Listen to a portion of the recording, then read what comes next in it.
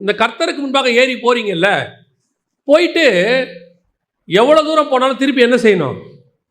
கீழே வந்துருவாங்க. மோசே மேலே போனார், திருப்பி என்ன பண்ணிட்டாரு? வந்துட்டார். இப்போ யோவான் போனார், வந்துட்டார்.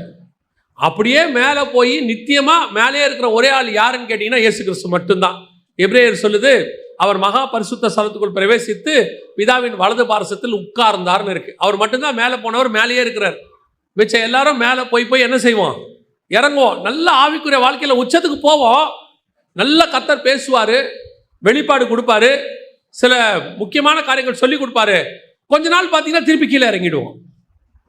அப்போ நம்ம யோசிப்போம், அன்னைக்கு இருந்த மாதிரி இன்னைக்கு இருக்க முடியலையே. அப்போ ஒரு ஜெப வாழ்க்கை இருந்துச்சு. ஒருத்தர் என்கிட்ட சொன்னாங்க, கல்யாணத்துக்கு முன்னாடி நல்லா ஜெபம் பண்ணேன், கல்யாணத்துக்கு அப்புறம் என்னால் ஜெபம் பண்ணவே முடியல அப்படின்னாங்க. ஏன் சிஸ்டர் அப்படின்னு? வீட்டை பார்க்கணும், பிள்ளைகளை பார்க்கணும், எல்லாம் பார்க்கணும். இதுக்கு நடுவில் அன்னைக்கு உட்காந்து அப்போ அவங்க சொன்னது சொல்கிறேன், முழங்கால் போட்டால் 3 மணி நேரம் முழங்கால்லையே நான் நிற்பேன்.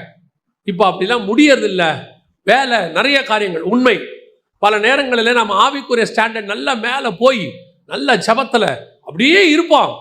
எப்படி தான் கீழே இறங்கணும்னே நமக்கு தெரியாது, யார் இறக்குனானும் தெரியாது.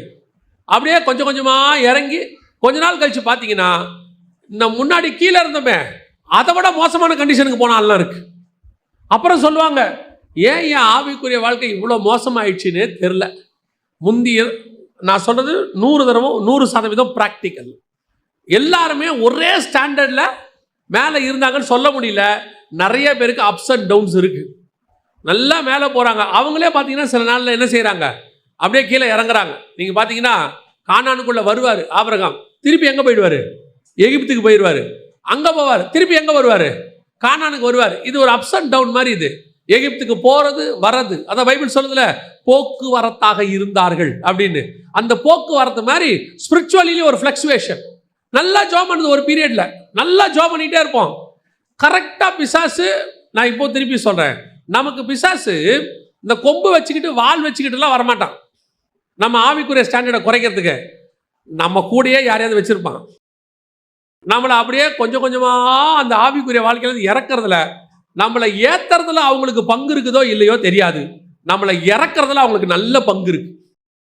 நான் அனுபவத்தில் உங்களுக்கு சொல்கிறேன், நம்ம ஆவிக்குரிய வாழ்க்கையில் வளர்கிறதுக்கு நமக்கு ஹெல்ப் பண்ணுறாங்களா இல்லையான்னு தெரியாது. ஆனால் நம்ம ஆவிக்குரிய வாழ்க்கையிலேருந்து இறக்கிறதுக்கு ஒரு கூட்டமே பிளான் பண்ணி ஹெல்ப் பண்ணும். எப்படித்தான் நம்மளை இறக்கி கொண்டாடுவானே தெரியாது.